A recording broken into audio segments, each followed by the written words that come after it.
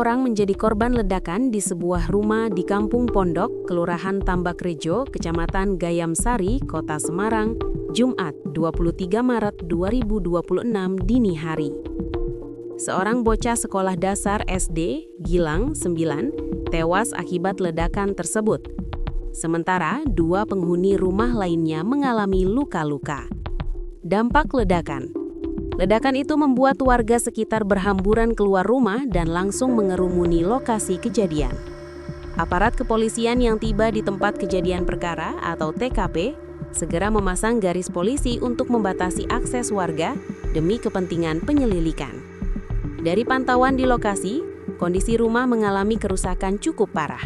Bagian atap genteng dan langit-langit ruang tengah rumah itu sebagian besar ambrol. Sementara, dampak ledakan juga merusak rumah di sekitarnya. Kaca jendela rumah yang berada tepat di seberang lokasi pecah diduga akibat kuatnya tekanan ledakan.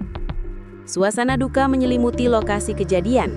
Tangis histeris terdengar dari anggota keluarga yang memanggil nama Gilang.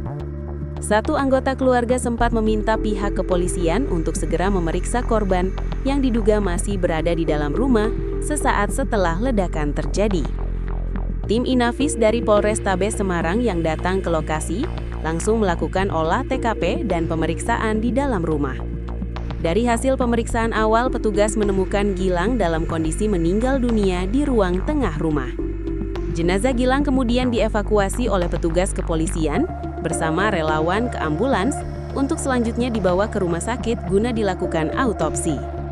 Penyebab ledakan masih dalam penyelidikan. Kapolsek Gayam Sari Kompol Yuna Ahadiah di lokasi kejadian mengonfirmasi adanya peristiwa ledakan tersebut. Dia menjelaskan laporan awal diterima dari aplikasi layanan masyarakat sebelum petugas langsung menuju lokasi. Iya, tadi dari Libas ada laporan ada ledakan. Terus dari piket SPKT mendatangi TKP. Ternyata ledakannya termasuk besar rupanya. Dan ada korban meninggal dunia. Makanya semua tim turun di lapangan, termasuk saya karena ada korban, ungkap Kompol Yuna di lokasi kejadian. Dia menambahkan pihak kepolisian masih belum dapat memastikan penyebab pasti ledakan karena proses penyelidikan masih berlangsung. Untuk indikasi saat ini kita belum bisa menyampaikan karena korban masih dibawa ke rumah sakit untuk diautopsi, imbuh dia. Lebih lanjut, Kompol Yuna menyebutkan korban meninggal dunia merupakan seorang anak berusia 9 tahun. Selain itu, terdapat 2 anggota keluarga lainnya yang mengalami luka ringan. Korban meninggal 1, usia 9 tahun.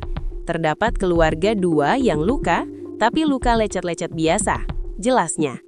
Hingga saat ini polisi masih melakukan penyelidikan lebih lanjut untuk mengungkap penyebab pasti ledakan itu.